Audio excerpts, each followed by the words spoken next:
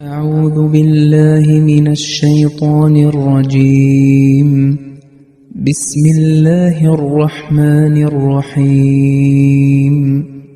الذين آتيناهم الكتاب يعرفونه كما يعرفون أبناءهم وإن فريقا منهم ليكتمون الحق وهم يعلمون.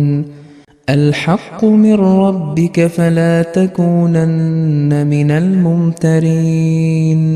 സൂറ അൽ ബഖറയിലെ 147, 148 ആയത്തുകളുടെ അർത്ഥം: നാം ഗ്രന്ഥം നൽകിയിട്ടുള്ളവർ തങ്ങളുടെ പുത്രന്മാരെ തിരിച്ചറിയുന്നത് പോലെ ഈ സത്യം തിരിച്ചറിയുന്നു. പക്ഷെ അവരിൽ ഒരു വിഭാഗക്കാർ അറിഞ്ഞുകൊണ്ട് സത്യം മറച്ചുവെക്കുകയാണ് ചെയ്യുന്നത്. നിന്റെ രക്ഷിതാവിൽ നിന്നുള്ള സത്യമാണിത്, അതുകൊണ്ട് നീ ഒരിക്കലും സംശയാലുക്കളിൽ അകപ്പെട്ടു പോകരുത്. സയ്യിദ്ന ഹദ്റത്ത് മുസ്ലിം മൗഊദ് റളിയല്ലാഹു തആല അൻഹു ഈ ആയത്തുകളുടെ തഫ്സീറിൽ പറയുന്നു, അള്ളാഹു ഈ ആയത്തിൽ അഹ്ലെ കിതാബുകളെ കുറിച്ച് പറയുന്നത് അവർ തങ്ങളുടെ മക്കളെ തിരിച്ചറിയുന്നത് പോലെ നബി സല്ലല്ലാഹു അലൈഹി വസല്ലം തിരുമേനിയെ തിരിച്ചറിയുന്നു എന്നുള്ളതാണ്. അതായത് ഗ്രന്ഥാനുസാരികളായിട്ടുള്ള ആളുകൾ പ്രവാചകൻ സല്ലല്ലാഹു അലൈഹി വസല്ലം തിരുമേനിയെ തങ്ങളുടെ മക്കളെ തിരിച്ചറിയുന്നത് പോലെ തിരിച്ചറിയുന്നു. ഒരു വ്യക്തി തൻ്റെ പരിശുദ്ധയായ ഭാര്യയുടെ ചാരിത്രത്തിൽ വിശ്വസിച്ചുകൊണ്ട് അവളുടെ വയറ്റിൽ നിന്ന് വന്ന കുഞ്ഞിനെ തൻ്റെ കുഞ്ഞാണെന്ന് വിശ്വസിക്കുന്നു. അതിലൊരു സംശയവും അവൻ പ്രകടിപ്പിക്കുന്നില്ല. അപ്രകാരം തന്നെ അഹ്ലെ കിതാബുകാരും പ്രവാചകന്റെ വിശ്വസ്തതയും പരിശുദ്ധമായ ജീവിതവും കണ്ടുകൊണ്ട് പരിശുദ്ധ പ്രവാചകൻ സല്ലല്ലാഹു അലൈഹി വസല്ലം തിരുമേനിയുടെ സത്യസാക്ഷ്യത്തെ തിരിച്ചറിയുന്നു. അള്ളാഹു നബി സല്ലല്ലാഹു അലൈഹി വസല്ലം തിരുമേനിയോട് കൽപ്പന നൽകിയിരുന്നത് അൻസിർ അഷീറത്തക വൽ അഖ്റബീൻ. ഈ കൽപ്പനയുടെ അടിസ്ഥാനത്തിൽ നബി സല്ലല്ലാഹു അലൈഹി വസല്ലം മക്കയിലുള്ള എല്ലാ ഗോത്രങ്ങളെയും ഒരുമിച്ച് കൂട്ടുകയും അവരോട് പറയുകയും ചെയ്തു, ഈ മലയ്ക്ക് പിന്നിൽ നിങ്ങളെ ആക്രമിക്കാൻ ഒരു സൈന്യമുണ്ട് എന്ന് ഞാൻ പറഞ്ഞാൽ നിങ്ങൾ വിശ്വസിക്കുമോ? ഇത് അസാധ്യമായ ഒരു കാര്യമായിരുന്നു. കാരണം ആ മലയ്ക്ക് പിന്നിൽ ഒരു മൈതാനമായിരുന്നു. അവിടെ ഒരു സൈന്യമല്ല, 50-60 ആളുകൾക്ക് പോലും ഒളിച്ചിരിക്കാൻ സാധ്യമായിരുന്നില്ല. പക്ഷെ എന്നിട്ടും മക്കവാസികൾ പറഞ്ഞത്, അങ്ങ് ഇതുവരെ കളവ് പറഞ്ഞിട്ടില്ല. അവർ പ്രവാചകൻ അംഗീകരിക്കാൻ തയ്യാറായിരുന്നു. പിന്നീട് അവിടുന്ന് അവരോട് പറയുകയുണ്ടായി, ദൈവം എന്നെ ഒരു മുന്നറിയിപ്പുകാരനായി അയച്ചിരിക്കുന്നു. നിങ്ങൾ എന്നെ വിശ്വസിക്കുന്നില്ല എങ്കിൽ നിങ്ങളിൽ ദൈവത്തിൻ്റെ കോപം ഇറങ്ങുന്നതാണ്. അപ്പോൾ അവർ പെട്ടെന്ന് തന്നെ പ്രവാചകൻ സല്ലല്ലാഹു അലൈഹി വസല്ലം തിരുമേനിയെ മോശമായ വാക്കുകൾ വിളിച്ചുകൊണ്ട് അവിടെ നിന്നും തിരിച്ചുപോയി. എന്നാൽ യഥാർത്ഥത്തിൽ അവരെല്ലാം തന്നെ പ്രവാചകന്റെ സത്യസന്ധതയിലും വിശ്വസ്തതയിലും അടിയുറച്ച് വിശ്വസിച്ചവരായിരുന്നു. ഇക്കാര്യം ശത്രുക്കളും അംഗീകരിച്ച കാര്യമാണ്. നബി സല്ലല്ലാഹു അലൈഹി വസല്ലം തിരുമേനിയുടെ സത്യസന്ധതയിൽ മുഴുവൻ മക്കയും സാക്ഷിയായിരുന്നു. അങ്ങനെ ഇരിക്കെ എങ്ങനെയാണ് അവർക്ക് പ്രവാചകനെ അറിഞ്ഞുകൊണ്ട് എതിർക്കാൻ സാധിക്കുക? ഈ ആയത്തിൽ തുടർന്നുകൊണ്ട് പറയുന്നത്, ഇന്ന ഫരീഖം മിൻഹും ലയക്തുമൂനൽ ഹഖ വഹും യഅലമൂൻ.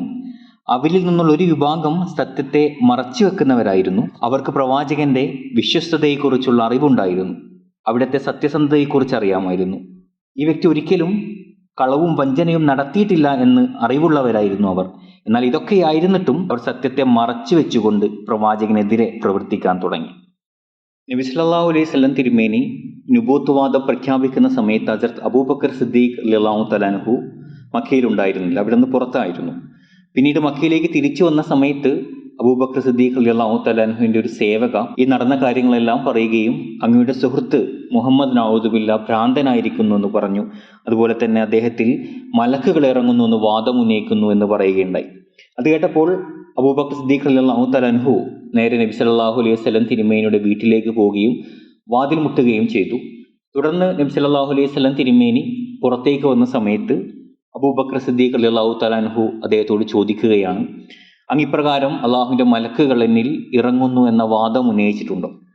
ആദ്യം നബി സല്ലല്ലാഹു അലൈഹി വസല്ലം തിരുമേനി അതിനെക്കുറിച്ച് വിശദീകരിക്കാനാണ് തുനിഞ്ഞത്.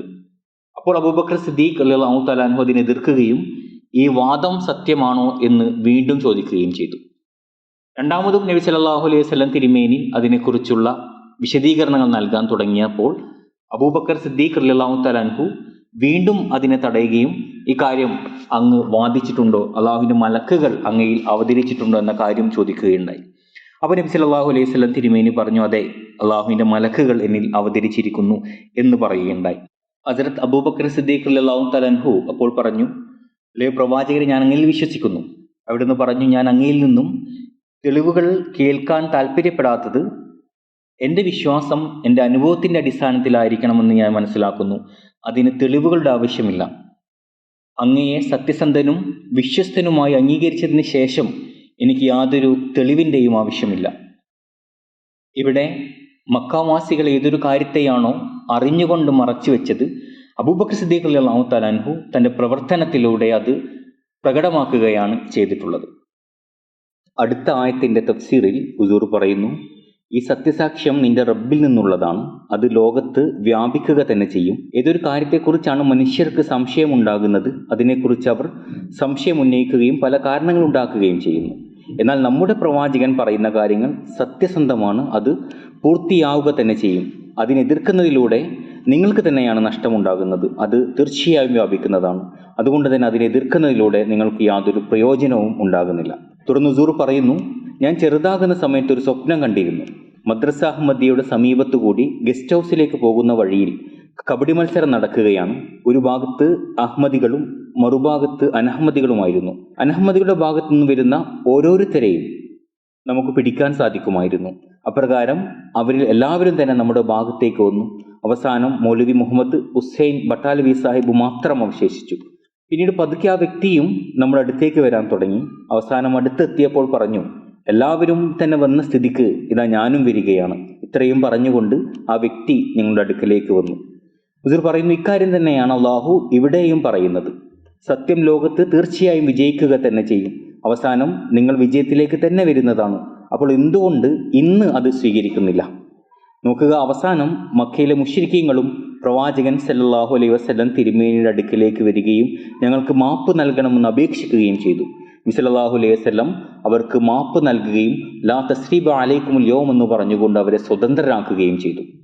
വാഖിറു ദഅ്വാനാ അൽഹംദുലില്ലാഹി റബ്ബിൽ ആലമീൻ.